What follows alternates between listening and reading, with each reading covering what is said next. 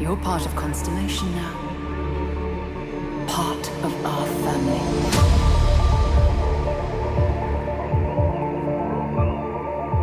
I'll follow you from here on out, Captain.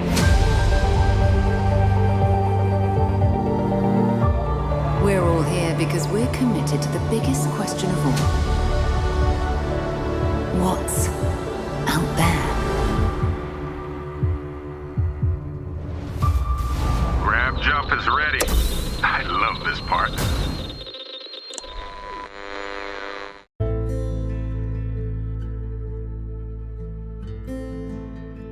Welcome everyone to the Starfield Sandwich Podcast, a Starfield podcast by fans for fans. I'm one of your hosts, Eric, aka Sulior, and we will be hearing from my co-host, Kelsi, aka Mr. KDB, here shortly.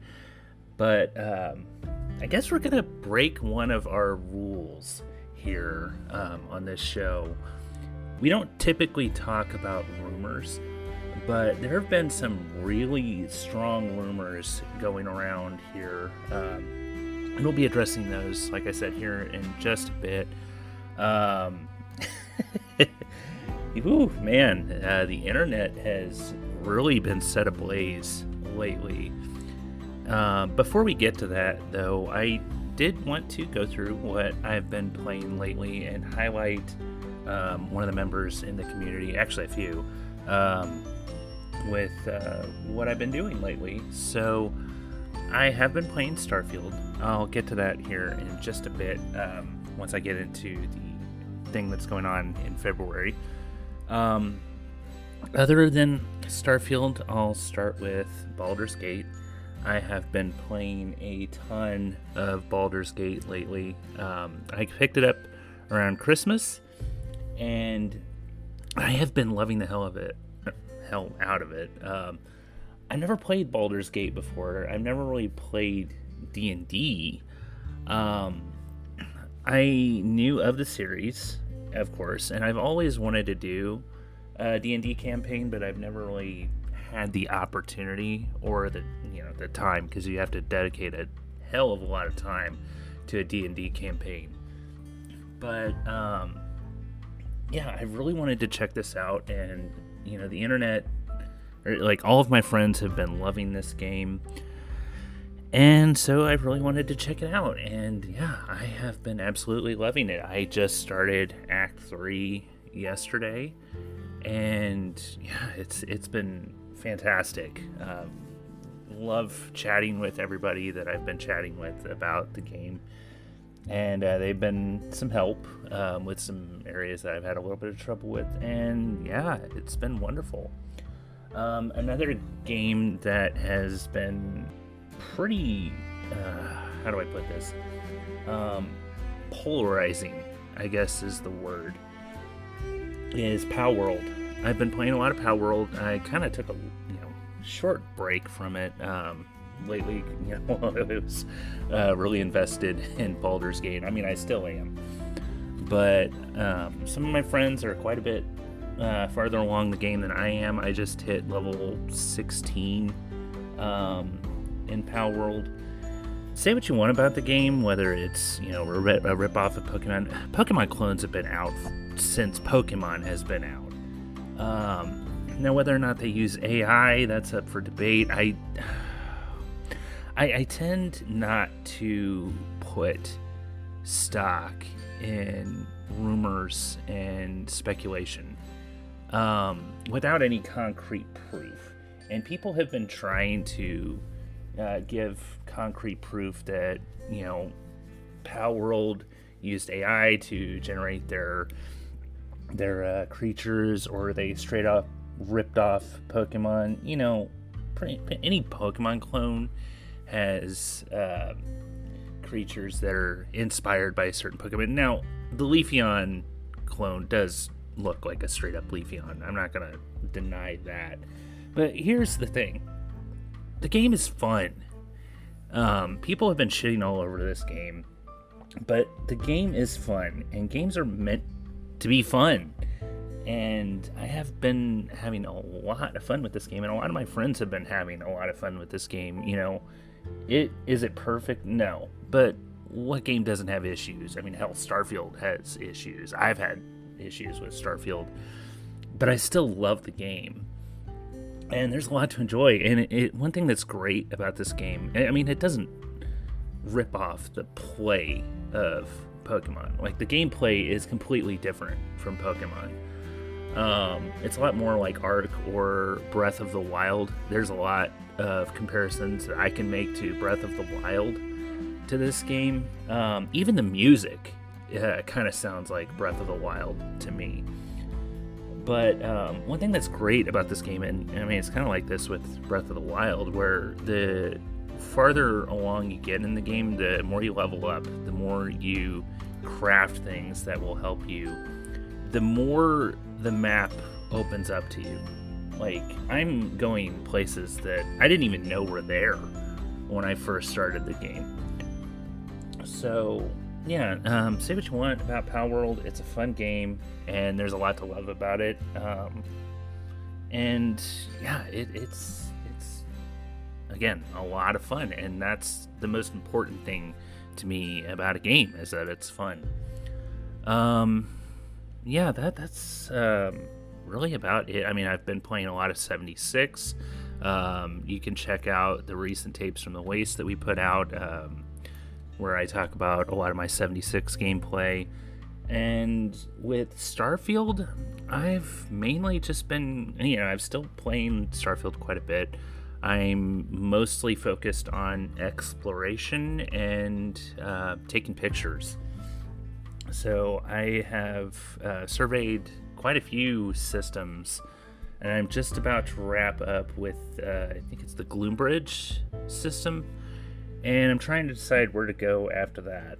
So, yeah, I'm sure I'll think of something here pretty quickly, but yeah, I have been taking a lot of pictures in Starfield, and if you follow me on social media, you've probably seen quite a few of those. And that brings me to what I'm taking part in February. As I'm recording this, it's February 5th. And my good friend Jessica Starr is hosting a virtual photography ABCs thing. So basically what you do is each day of the month, you start it with February 1st, and that would be A. So you take a picture of something, and this doesn't have to just be Starfield. This could be Fallout, any game in the Fallout series as well. Last year it was only Fallout, but that was also because Starfield hadn't come out yet. So you go into one of these games, any other game in the Fallout series or Starfield, and take a picture of something that starts with A, and then you post it on Twitter. And yeah, it's been a lot of fun. Just even thinking about something that starts with A. Most of my pictures have been locations. So with A, I took a picture of Aaronholt Farms in Fallout 76. I took a couple, actually, and I put a sepia filter on it because I thought that looked really cool, and that was my A. B, what did I do with B? Give me 1 second. I forgot. So with B, I took a picture of Bessel 1 from Starfield, and C was also a Starfield picture. It was Crucible, the settlement on Charybdis 3. And yeah, one thing I wanted to do is also highlight some of these things. I don't know how many people have actually done the quest with Crucible, and if you haven't, do yourself a favor and do it, because it is such a memorable quest. You meet a lot of interesting people in that quest, and I'm definitely going to be throwing some more Starfield pictures in there as well. Today, as I'm recording this, is E, so I took a picture of the Eye from space, and I wanted to include Jemison in it as well because it's in Jemison's orbit. So I had to play with that picture a little bit, because when I without a filter, or even with a filter, it just looked up like straight up blue, like all of Jemison was water. So I had to play with the settings a little bit, like the brightness and contrast, to actually make it look like Jemison has some land marks, or like land masses and things like that. But yeah, it's definitely been a lot of fun, and I think it's only going to make me a better virtual photographer. So yeah, that is what's going on this month. If you want to take part in this, feel free to, and make sure you use hashtag Starfield ABC or hashtag Fallout ABC, for whatever picture. I want to say there's also a hashtag VP ABC, so like virtual photography ABCs. So yeah, and I will probably find those and like them, retweet them, what have you. And yeah, it's been a lot of fun. And I'd never taken part of this before, but yeah, it's been great. So anyway, I am going to hand this over to my good buddy Kelsi and come in at the end with my thoughts on this whole ordeal, whether it's true or not. So take it away, Mr. KDB.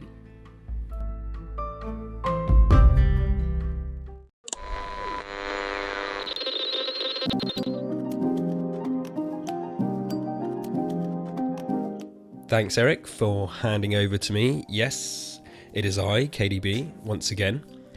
Back for Starfield Sandwich. Happy New Year, everybody, because this is our first episode of 2024. It's been a little while since the previous one. Hope everybody's okay. Hope you had a good holiday season and a good New Year and a good January. Yeah, it has been a little while since the previous episode, but this felt like a really appropriate time to check in because we have some big news, and that's kind of the focus of my section for this episode, which I'm sure Eric has mentioned. But before I get to the news, I am going to give a little update on what's been happening and what I've been doing. So since the previous episode, obviously it's a crazy time of year with Christmas and New Year, and I very much wanted to take a break from content and things like that, which I did, and Eric did as well. If you listen to our show Tapes, Tapes from the Waste, I kind of touched on that. So I tried to have a nice Christmas break. I got COVID over the Christmas holidays, went back to work in January, which was incredibly busy, and then I got COVID again for the second time in 4 weeks. And the second time I got it, it absolutely wiped me out, and it was horrible. And so my January was, despite being busy with work and managing to get both an episode of Gears Intel out, which is my Gears of War show, and an episode of Tapes from the Waste out towards the end of January. January was kind of mostly a write-off for me in terms of like feeling productive. I mean, that's not true. I felt productive, but I had lots of plans and things like kind of jotted in, like a couple of videos I wanted to do and stuff. I didn't get to do any of them because a lot of my time was taken up by work and not feeling very well. But I did manage to get lots of gaming in. Those who follow me on Twitter will have seen that my buddy Steve and I Steve from First Aid Spray had some friendly competition to get the most gamer score possible between us. Not between us, for each of us to try and get the most gamer score on Xbox in the month of January. And we had so much fun spurring each other on, and I played a lot of games, and I've also been tracking on my Twitter my completed games of the year so far, and my tally is 11 games so far, so go and check them out. Come and follow me at K_D_B_. I am still on Twitter for now, and yes, it is still Twitter because it still says Twitter in the URL, in the web address, so still Twitter to me, still Twitter. Yes, I got lots of gaming in, which was good. Lots of diverse gaming and kind of ticking off some back catalogue and things like that. So yeah, it's been okay, but it's been a little while since our previous Starfield episode. I personally haven't played a lot of Starfield. I've jumped in a little bit since the previous episode. I can't remember if I mentioned, but I did get all the achievements and I hit level 100, and then I was umming and ahhing about, am I going to continue with New Game Plus? Or am I going to create a new character? And I continued with New Game Plus for a bit, and then came back because I didn't like doing it. And I think my plan was always to just focus on, okay, make a new character, because I'm obviously very keen for DLC and more updates and stuff like that, but how can I tide myself over in the meantime? And there isn't a great deal about New Game Plus that really grabs me, so I thought starting afresh and trying a different route would be the best way to go, which I know is not how a lot of people play it, but, that's fine. Well, I mean, that's not true. Everyone makes lots of characters, but a lot of the people I kind of follow, they generally stick to their character and plow through with that. But I haven't been playing a lot of Starfield, just jumping in and out. I jumped in for a little bit after the recent update came out as well. Unfortunately, the quests I had bugged are still bugged and I can't complete them. So I'm going to have to create a new character to see them through. It's nothing major. They were just small side quests. Something to do with the Ebside Strikers in Neon, which is a shame. But, that's fine. It happens with these games. I'm used to it as a Bethesda fan. But my plan going forward is to do a bit more Starfield gameplay because I've been watching what Eric has been doing. And he has been, as he's talked about, he's been getting really into using photo mode and stuff. And every time I see his screenshots, it kind of makes me yearn to want to play the game, to play Starfield. So I've been really missing it, even though I've jumped in a little bit. Yeah, I haven't played it enough. And because I was ploughing through all those games in January, I was kind of preoccupied with other stuff. There isn't really anything I'm desperate to play right now. I'm going to play Suicide Squad Kill the Justice League, but apart from that, not a lot going on. Not much in my back catalogue. I want to get to Cyberpunk at some point, but I know that that's such a big undertaking. Like, that and Baldur's Gate 3 are two games that's like, right, when I start these, I'm looking at 80 to 100 hours, right?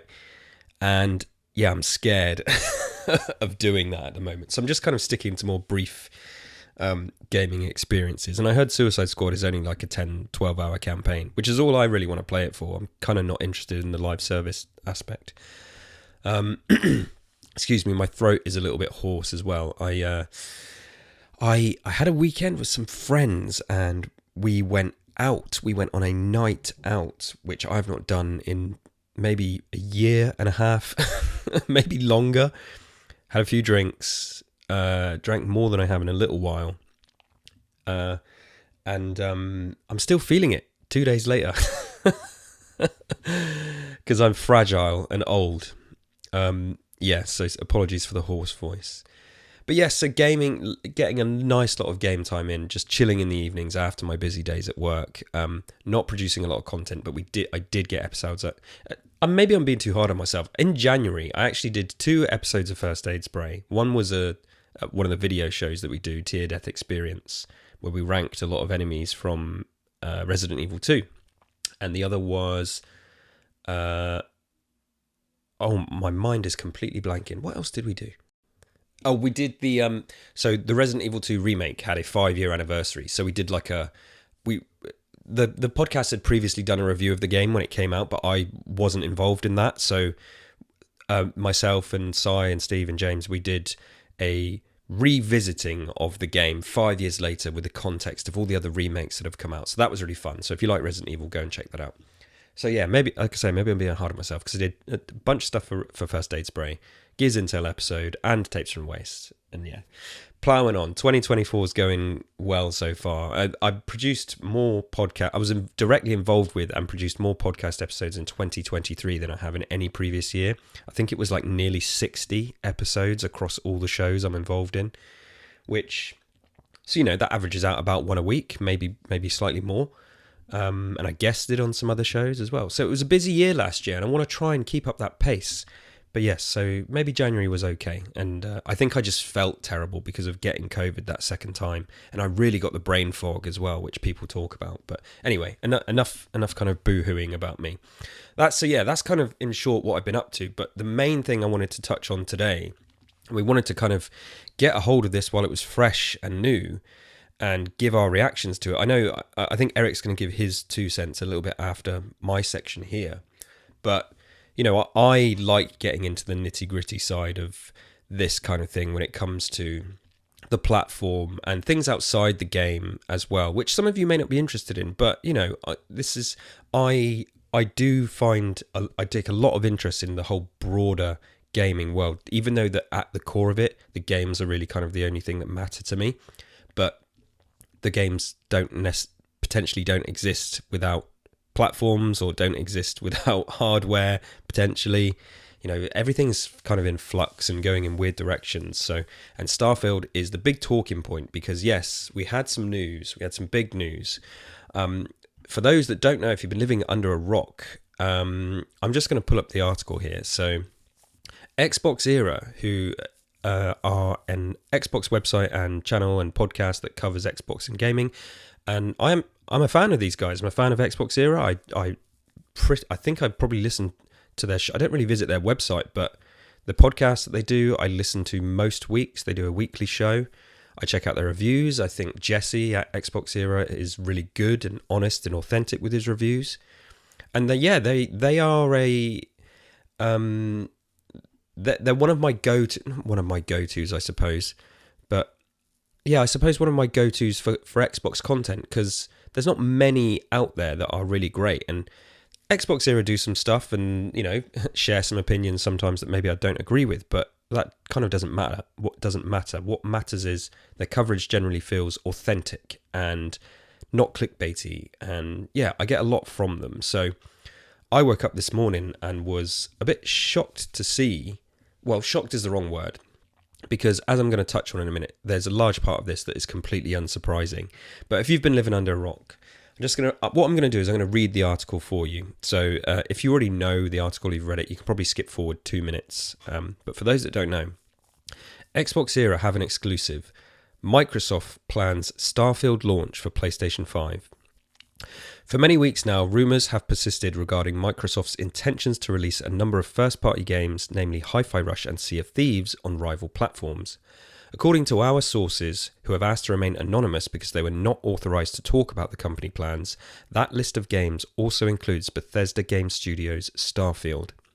Starfield released back in August 2023, the end of August, early September, to a fairly positive reception, despite the narrative that now exists online, and was the biggest Bethesda game launch of all time, surpassing 6 million players within a week of release.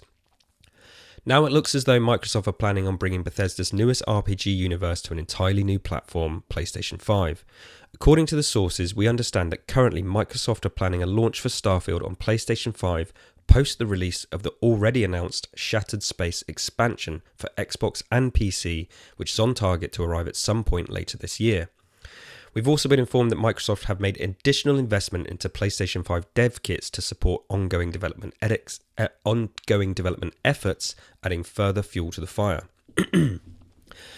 As the already existing rumours have suggested, the idea of bringing first-party titles to competing console platforms marks a massive change in strategy for Microsoft, and from what I understand, it's not been without fierce internal debate on this new direction.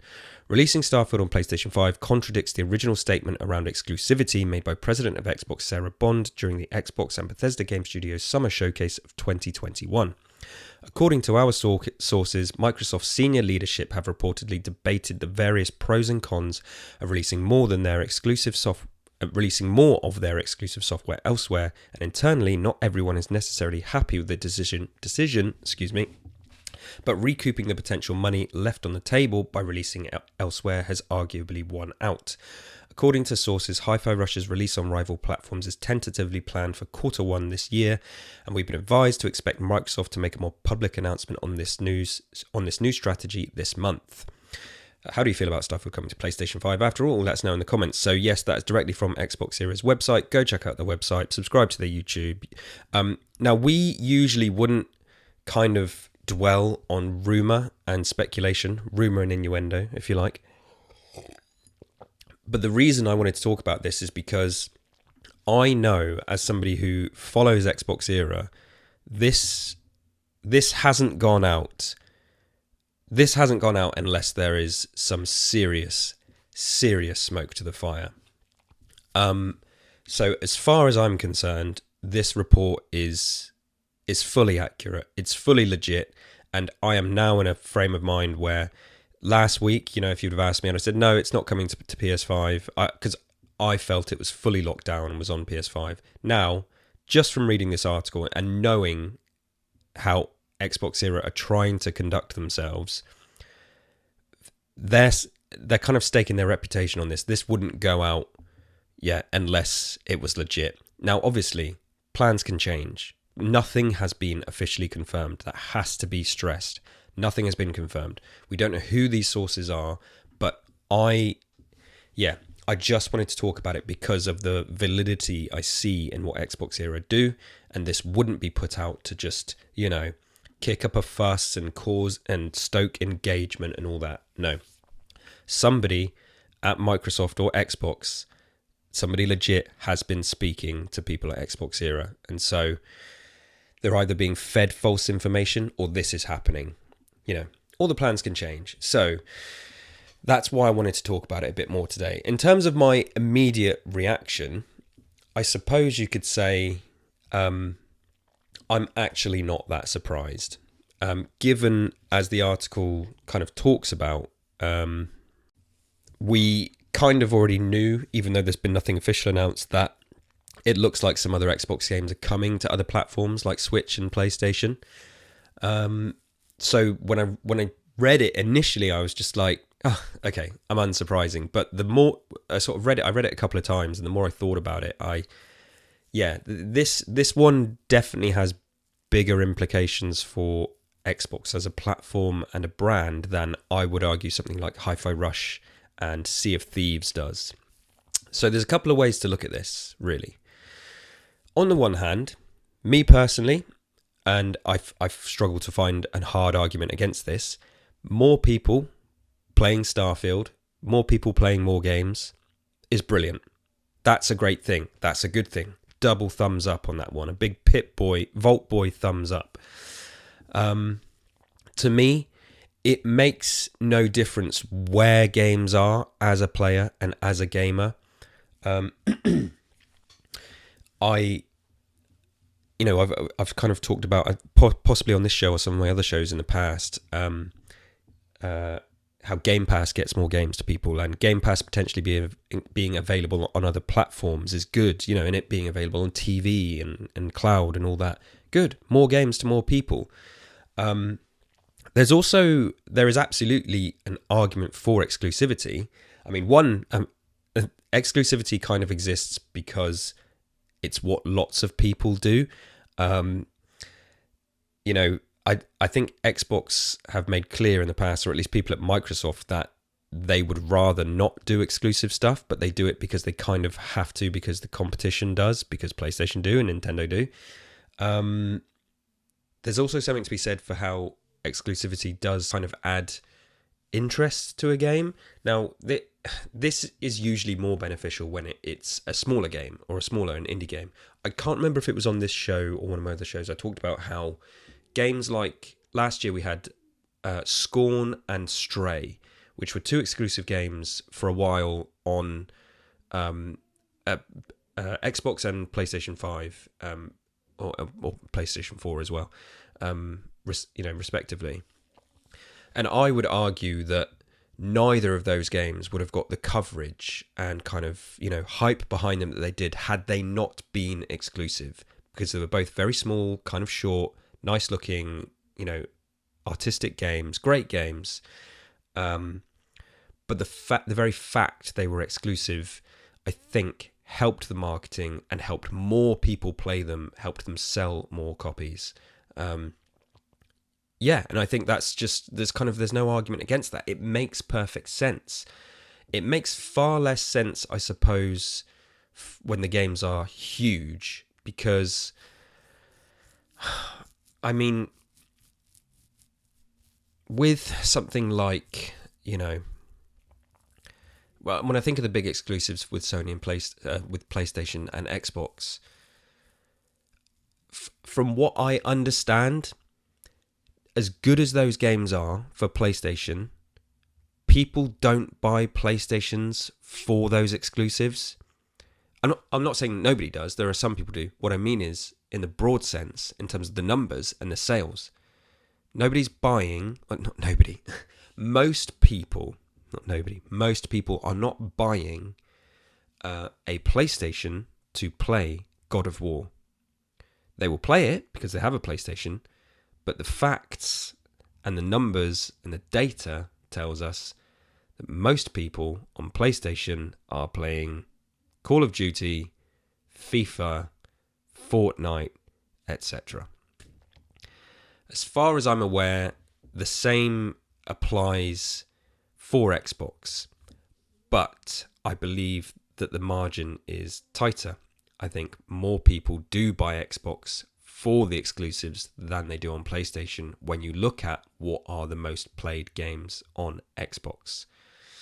Because Halo Infinite is often up there. Forza is often up there.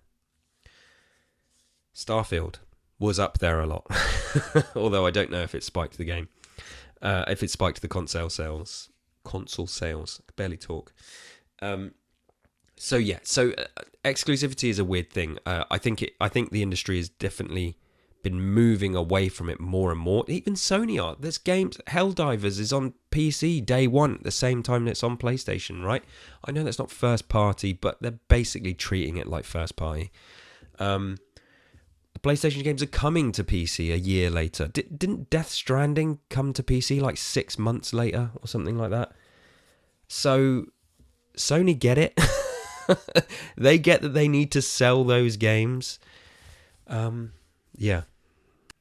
Xbox are in this weird position where they can afford to do not exclusive stuff, but like any business, no matter how much money they've got, they're not just going to keep pumping money into ventures that lose money and don't make profit forever. Even though they could fund it, there's no reason why they would. It doesn't matter how much money they have, as them being worth 3 trillion or whatever it is.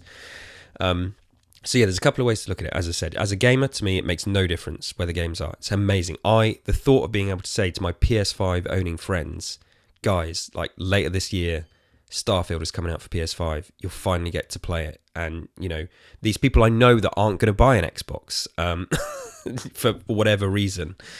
Yeah, that's brilliant. Like that is awesome. That is really, really awesome.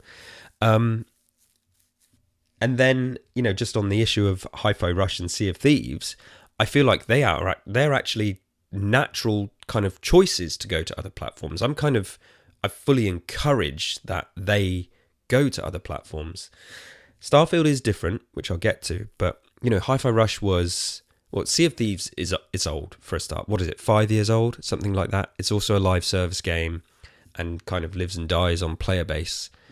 I don't think. I was going to say I don't think anyone's upset about Sea of Thieves potentially going to PlayStation. I don't play Sea of Thieves, so maybe I'm ignorant. I haven't seen the same kind of outcry about Sea of Thieves going to PlayStation as I have with Starfield, and I think that is because Sea of Thieves does make sense for the reasons I just outlined. So that's cool. More people get to play it. And then Hi-Fi Rush, although it's only a year old or just over a year old, it is a smaller title, and it could do with the exposure. It's such a great game, critical darling. Everybody sort of loved it when it came out. I think people who played it loved it. But did that many people play it? I kind of understand that maybe they didn't. We don't have, a bit like Netflix. Xbox doesn't tell you exactly how many people are playing what game at any one time or whatever. It obviously is on PC as well, isn't it? I don't think I'm mistaken there. Please do correct me if I'm wrong. But yes, Hi-Fi Rush feels like it deserves a bigger audience, right? And it could really benefit from being on Switch and PlayStation. And this is stuff that people have said. I feel like I'm not saying anything out of turn here. So yeah, there's kind of no complaints there.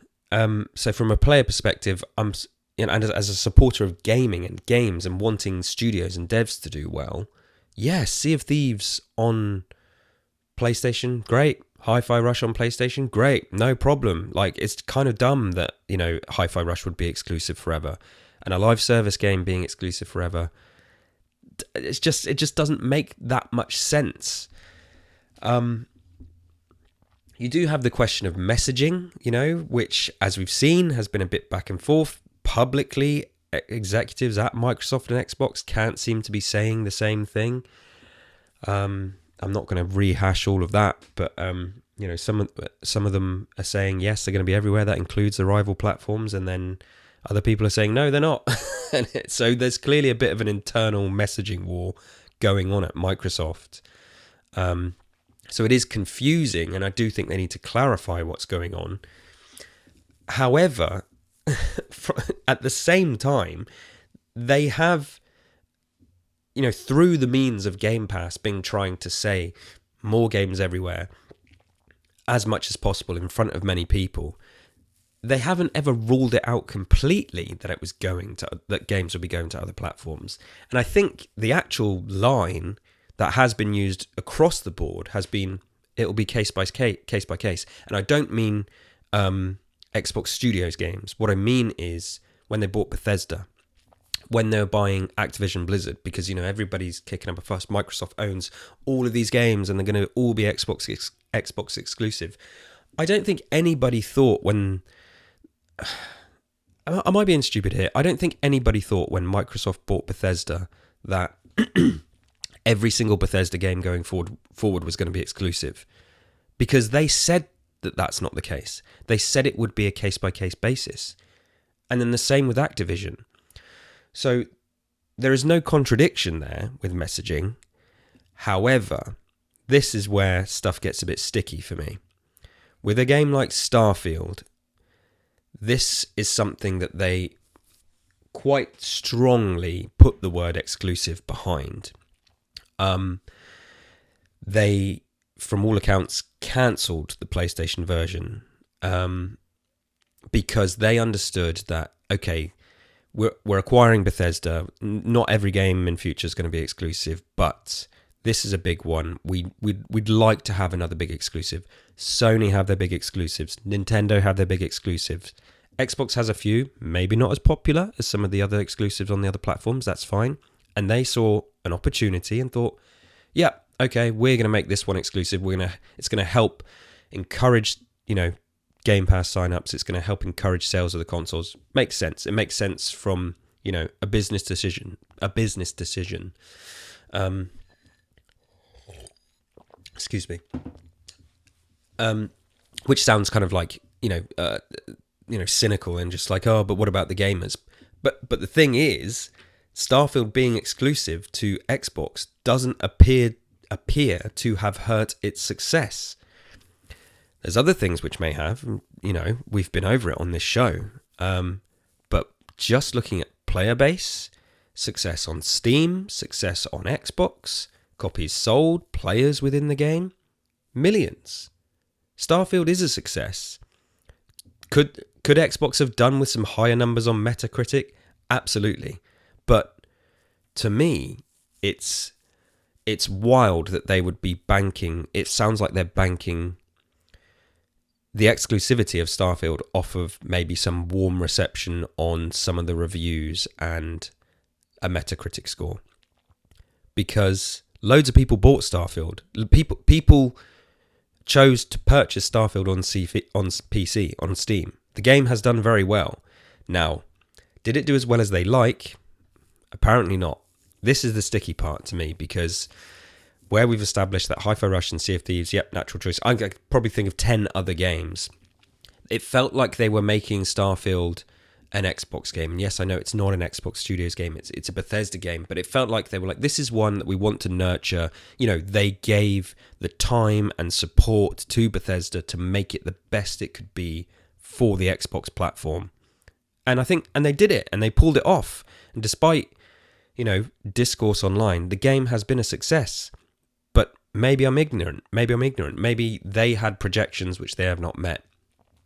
And maybe there's been a shift in their strategy, because although, like I say, it's unsurprising because of the rumours of the other games, I'm unsure that Starfield moving to PlayStation 5 doesn't do any damage to Xbox's brand and potentially the platform in future, which to me, as somebody who chose to invest in Xbox, I don't have a PlayStation. And the reason I don't have a PlayStation, to be quite frank with you, is money. Like, consoles are a long-term investment, and I could probably buy a PS5. Like if I like saving money is difficult, you know. I'm this is spending £500 or whatever it is on a PlayStation 5 out of nowhere. Like I might get one opportunity to do that like in 12 months somewhere, and that's as long as no other big expenses have come up or something like that. I remember when I got an Xbox One, I was working a very good job at the time, and I kind of went all in on it, and I could kind of justify doing it. And I sort of considered getting a PS4 because that was maybe the only time in my life where I could afford both consoles at the same time. But I didn't because it was quite expensive, the Xbox One. Whatever you think of it. And on this occasion, you know, with the Series X, the reason I got it was the All Access program. It allowed me to get the Xbox on finance, 0% interest free. It allowed me to pay it off over a couple of years, and fantastic. It allowed me to stay involved in the ecosystem that I've been a part of since 2006 at an affordable, affordable bunch of payments. And yeah, whereas PlayStation wanted 500 quid from me out of nowhere, and I'm not in that ecosystem. So yeah, so I've chose to continue investing in Xbox because it's the hardware I prefer playing on. I prefer the controller, I prefer cloud saves, prefer their backwards compatibility. I just prefer the UI and how it works. I prefer how achievements work. Although I say that achievements need some kind of equivalent of platinum trophy, but that's a conversation for another day. Yeah, even if I think back to 2006, it's like when I was weighing up, right, PS3 or Xbox 360, what route am I going? And I'd played the original Xbox. My brother had one, which I played a lot of and loved Halo 2 and all that. But I was primarily a PlayStation player. But Gears of War commercial sold me. The Mad World TV advert, that converted me to 360. That's when I made my first ever gamer tag. Christmas Day 2006, and then from then on, yeah, it was Halo 3. It was how Xbox Live just seemed to operate 1,000 times better than any online functionality that PlayStation were doing. How party chat worked and dealing with friends, and later, as I said, like cloud saves and backups, backwards compatibility, Game Pass, value for money, the controller. I loved, I'm the Xbox One, the use case that they aimed for when they launched, the media, the broadcast, the satellite box tie-in and everything, and Xbox Snap TV and Connect. I was that use case. That's why I invest. I know loads of people thought it was stupid, but they were ahead of their time. I mean, it's how everything works now. Alexa runs my house now, and Connect were doing it in a way that Alexa wasn't doing it as well at the time. I was the use case for the Xbox One. I loved it. So I continued to invest in the platform. I've never been a big purchaser of digital games, but I do have a digital library. I have a bunch of them. I prefer to buy physical where possible, despite the fact most physical games don't even have the full game on the disc these days. But yeah, I just don't know. I'm going around the houses a little bit, but Hi-Fi Rush and Sea of Thieves and some other games going to PlayStation and Nintendo, fantastic. I'm all for it. I think it makes no difference to the strength of the Xbox brand and the platform. But suddenly and seemingly U-turning on Starfield, that is the one that's raising some questions. So although I'm not surprised, I do have questions. And although it doesn't contradict their messaging about case-by-case basis and stuff like that, I think people are confused, and people are right to be kind of, concerned is the wrong word. People are just right to have questions about what the forward-moving strategy is. Now, Microsoft themselves haven't confirmed all this. Plans can change, but like I said, this feels like a decent source. It feels legit. Does it change how I feel about Starfield as the game? Nope, not at all. Still a fantastic game. Still love it. Still going to continue to play it. But yeah, it's a weird time to be an Xbox fan, I suppose. And I know Eric plays a lot of games on PC as well. I don't play on PC. I don't play anywhere else. I just play on Xbox. I mean, aside from my retro consoles, which I have loads of, I play there, and I play on my old handhelds and stuff. Yeah, don't have a PlayStation 5, don't have a PC. I'm all in on Xbox, so it does raise my eyebrows. And they if they can come out and convince me and say, look, of course, Starfield's going to PS5. Look, it's a business sense. From a business sense, this allows us to sell more games and reinvest back into Game Pass and game development and stuff. And they need to underline it with the most important thing. Hardware is not going anywhere. Your digital libraries are not going anywhere. Xbox is still existing. They're going to have a big task to convince people to buy Xboxes. Not me. They've convinced me. If Xbox games continue to go to other platforms, forever, and they say, yep, even if they said Halo, Gears of War, what else? Forza, the big ones, Halo, Gears and Forza, they're all going to be coming to PlayStation in future. They're all going to be coming to Nintendo Switch 2 or whatever it is they're doing. I don't actually care as long as they say the hardware will continue to exist. Because like I said, I prefer the controller, I prefer the UI, the system and all the ecosystem of the hardware. I don't care where the games are. I think I did a whole thing on Gears Intel about how Gears of War going to PlayStation could benefit Gears of War in a massive way. It's a niche franchise these days, which is wild to think, It's like $1 billion franchise, but the way that it operates gameplay-wise as a third-person cover shooter, that's not what people play these days. Gears of War has got its work cut out for it with Gears 6 to, for that to sell in an age of, popular looter shooters and all this kind of thing, and open world and transitional period we're in with live servers and stuff. I'm not surprised there's been no Gears of War news, because I'm sure the game's been a few iterations of exactly what it is, and especially with how long they take to make. Anyway, it's another conversation. Go listen to Gears Intel for my Gears of War talk. But yeah, from my perspective, I don't care where the games are. What I do care about is the Xbox platform hardware box existing, whatever it is. I mean, if we get to a point in the future where you don't need a box because cloud is so good that you can just play it through your TV. But as long as I've still got that ecosystem that I've come to rely on and enjoy, and the way that works, I'm happy. So that's all they got to do for me. They just need to come out and underline that. We've all thought hardware will go away for everybody at some point, because that's just what happens with technology. I think they'd all the PlayStation, everybody, they wouldn't like to keep spending money producing the hardware if they thought there's a way we could just beam this to your TV, or a little box. There was supposed to be this little Xbox cloud machine that they were going to bring out, right? I think it went through testing, and whether it's been cancelled or not, I don't know. And yeah, in cloud, it's still up for debate if that's ever going to be a real big thing. But my point is,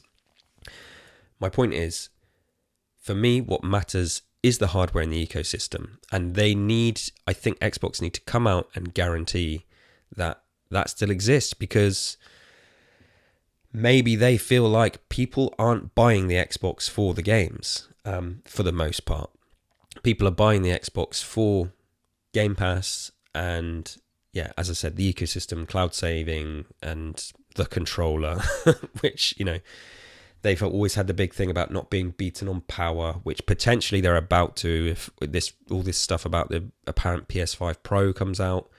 Phil Spencer said there wasn't another Xbox coming out, so yeah, they're going to lose the power game. Power is definitely an interest to me. I want the games to run well and look as good as they do. I have a 4K TV. I am a visual snob, but not in the sense that I think games need to look photorealistic. But I want them to run and look their best within the context of the style that they are. Like Prince of Persia is 120 frames per second on the next gen consoles, where I don't think it is on Switch. Right? I think it's only 60.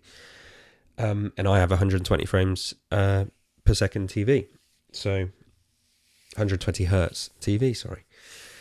So yeah, it's absolutely wild to think that they've kind of banked all this thing on all this stock on Starfield being this big exclusive, and that's the only confusing part of the messaging. There's no confusion in their games coming to other platforms, but it did feel like Starfield was one that they had nurtured to the point of, yeah, this is ours. Yeah, it's Bethesda, but it's an Xbox Game Studios and Bethesda game. I know it was in production before they acquired Bethesda, but look, we know Xbox were heavily involved in supporting Bethesda and giving them the time, as I mentioned, to make sure that the game launched smoothly, and it did. I think they pulled off the launch. They absolutely smashed it. And then, yeah, just sort of a year down the line to go, no, maybe it needs to be on PS5.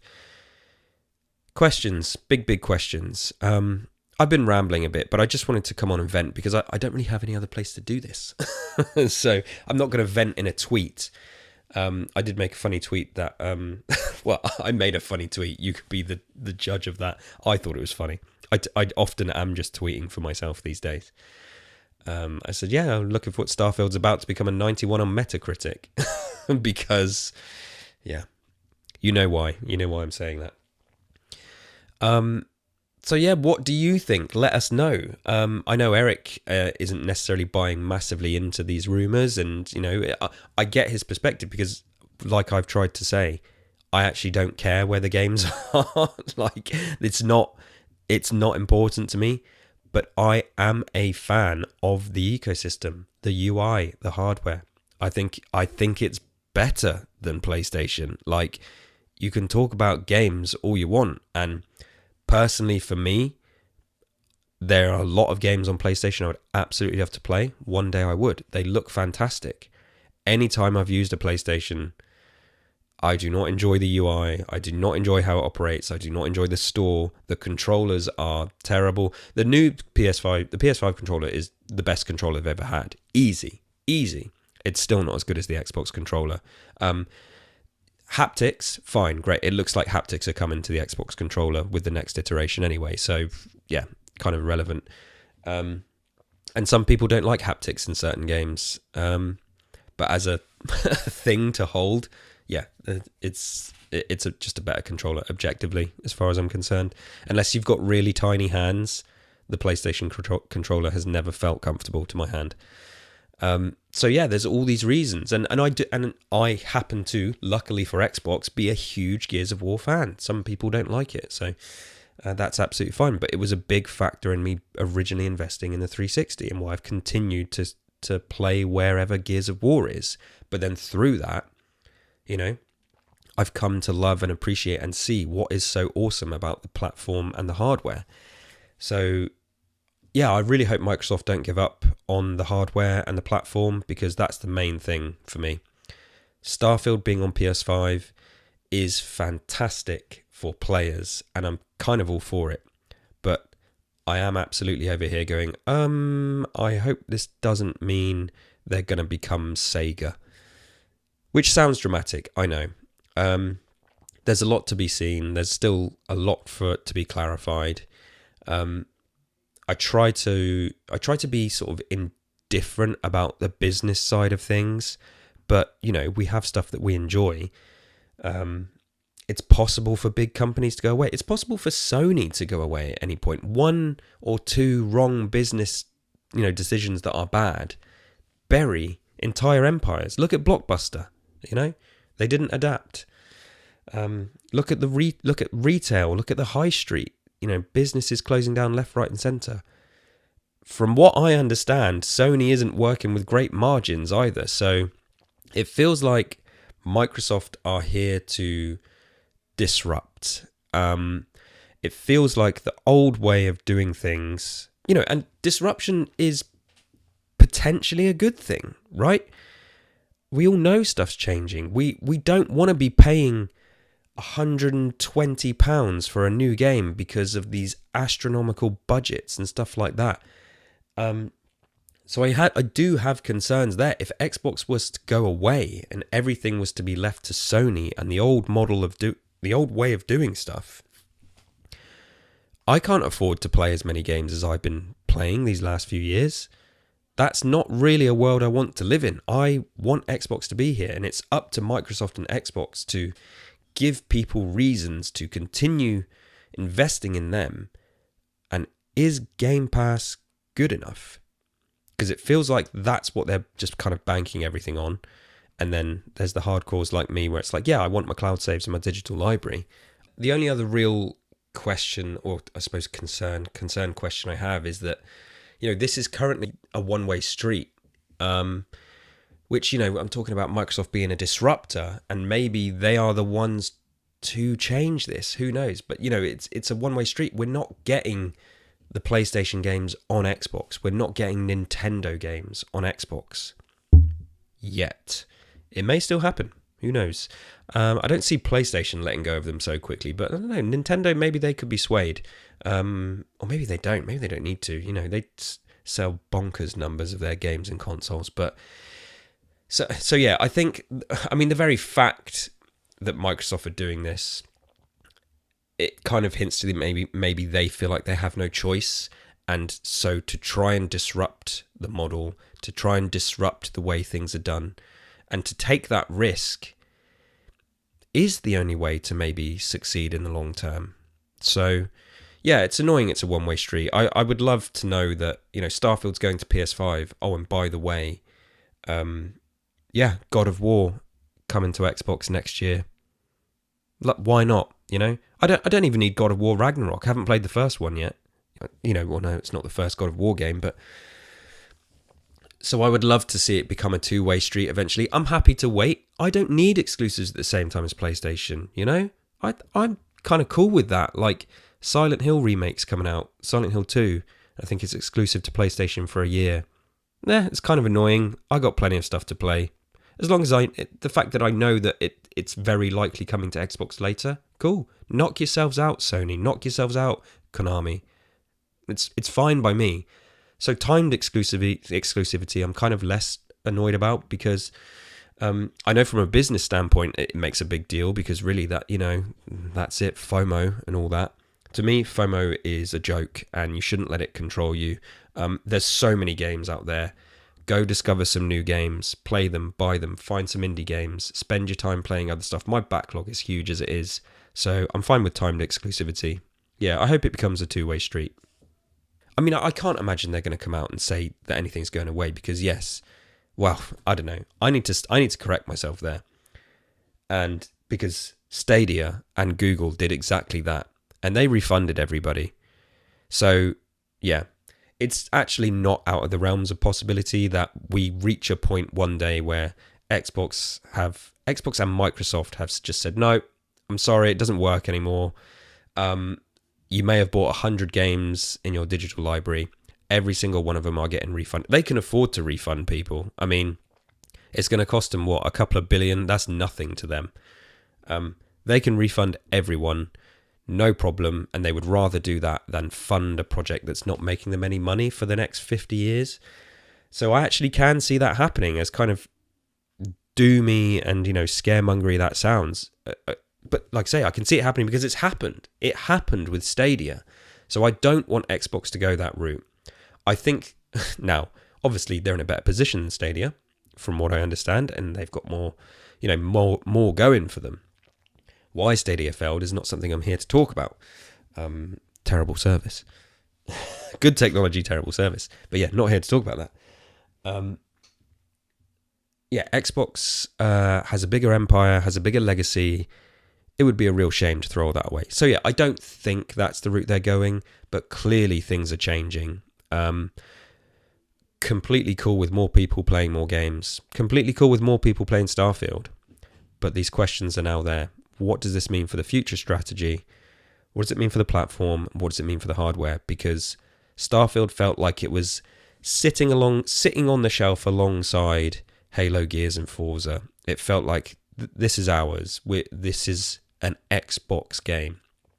Didn't feel like Hi-Fi Rush. Didn't feel like Crash Bandicoot. Didn't feel like Call of Duty. They own Call of Duty. We know that that's not being exclusive. No. Starfield felt different.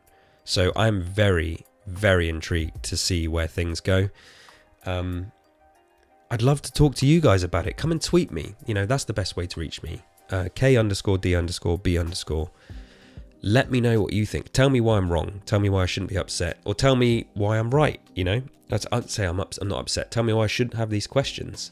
What do you think? Let us know in the comments on YouTube, all that kind of stuff. Right, I am going to pass it over to Eric. I'm probably still going to be tweeting about this and talking nonsense about it for the next few days.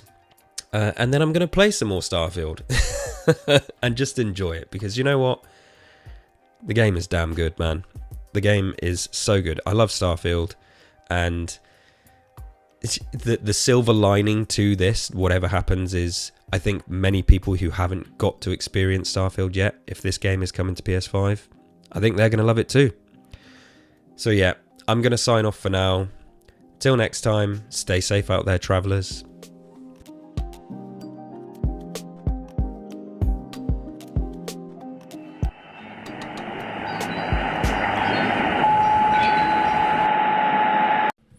Thank you so much for your thoughts on this, Kelsi. I think I mentioned this earlier, but I don't really put too much stock in internet rumors or innuendo or what have you.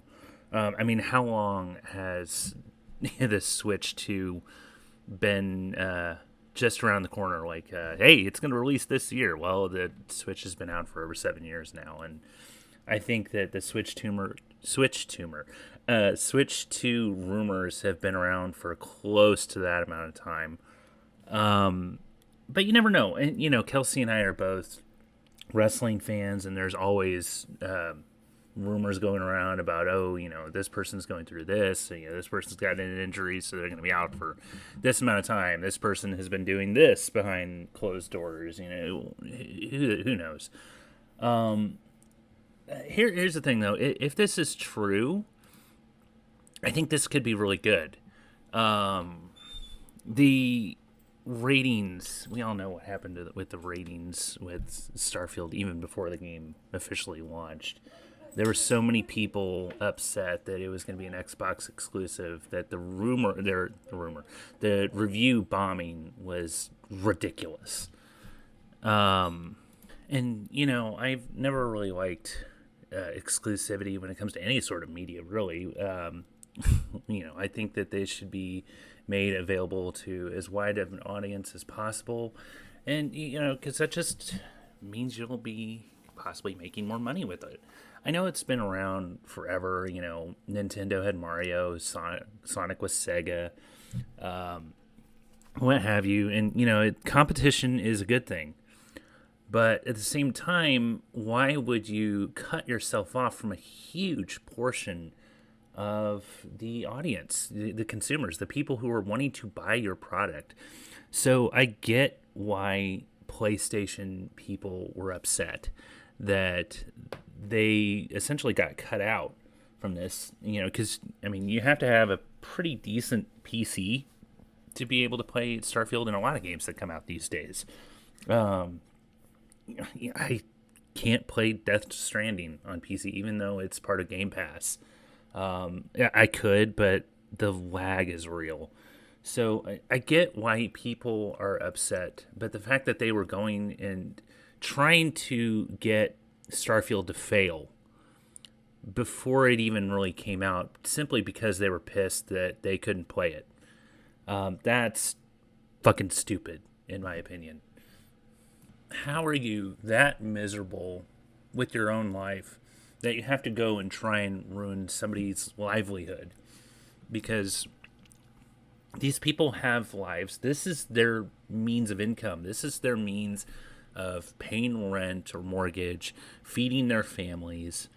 And you're trying to make sure, essentially, that they fail with their job and that they, more than likely would lose their job. You're trying to get their studio to close because their product is a failure, because you review bombed it. Like, good job. So that being said, these rumors started pretty recently with Hi-Fi Rush and Sea of Thieves. Xbox Era posted an article less than a day ago as I'm recording this, saying that these rumors have been going on for a few weeks now that Hi-Fi Rush and Sea of Thieves are going to be showing up on PlayStation. And, now Starfield has been added to that list.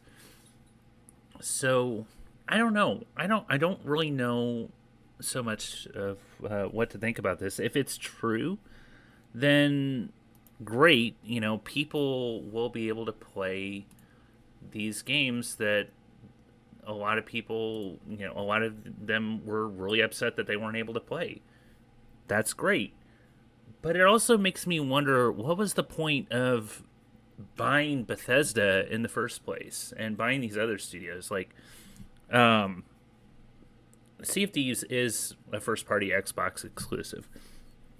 Hi-Fi Rush was developed by a studio under the Bethesda umbrella, and of course we know that Starfield was done by Bethesda Game Studios, the same studios behind games like Skyrim and Fallout. So I guess what I'm trying to say is, I'm cautiously optimistic. Like I said, I don't really put too much stock in rumors.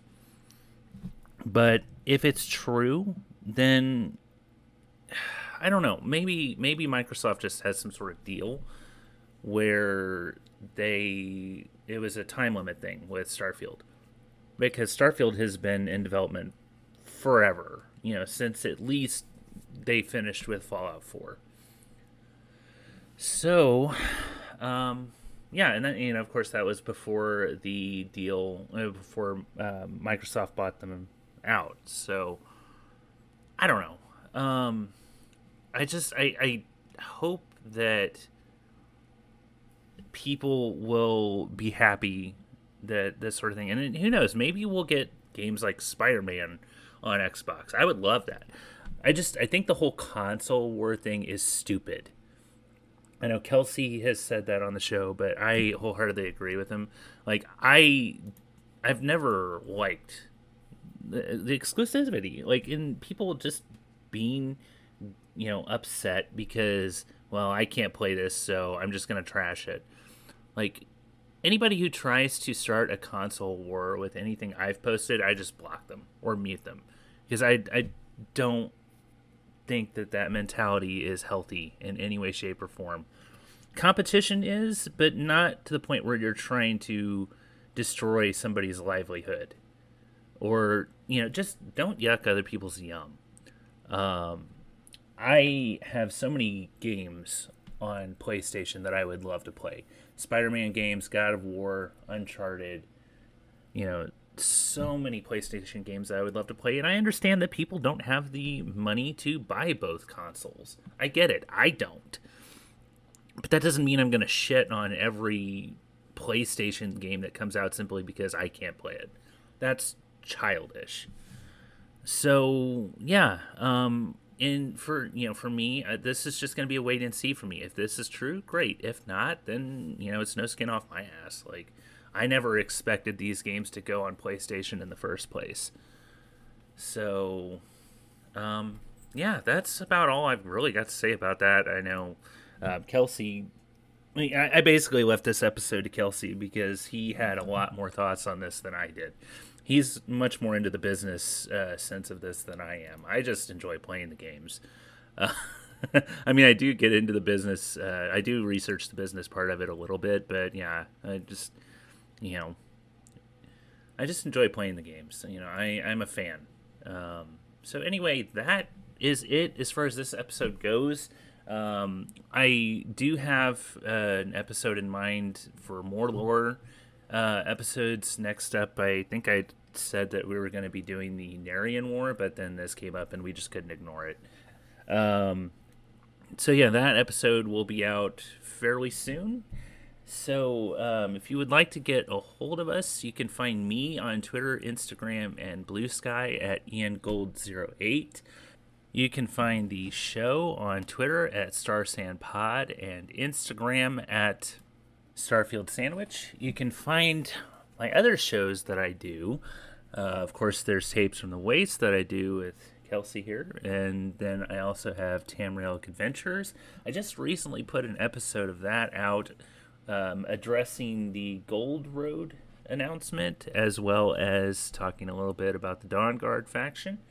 And then there's also Super Nintendo, which I do need to do an episode of that before too long. It's been a while. I've been really busy lately. Have I mentioned that before? You can find Kelsi at K_B_D_, and you can find him at his other shows. He does First Aid Spray, he does 2 Carrots, and also Gears Intel. We're both really busy. We both have a lot going on. Also, I should mention that I am going to be participating in the Fallout Feed Roundtable that just started. We are going to be playing Fallout 3.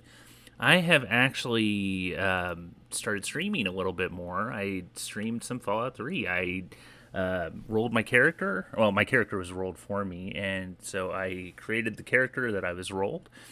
And then I did some of the starting stuff. I exited Vault 101. There's that whole fantastic intro with that. And then I explored the nearby elementary school and did a little bit around Megaton. So I'm going to be trying to streaming a little bit more. It's been a while since I've streamed regularly. I don't know how regular this is going to be. But I'm definitely going to make an effort to stream a little bit more now that I got the roundtables going again. But you can also find me on some other people's streams like Kaiju Kittens and Charo Miami, as always. Definitely be on the lookout for me on Twitch, twitch.tv/Sulior. And I'm also a part of the Modus Files podcast. I got a couple of characters that I play on there. So give our good friends at the Modus Files a follow, and as well as the Fallout Feed, of course. And yeah, that about does it. So, as always, stay safe out there, Spacelanders.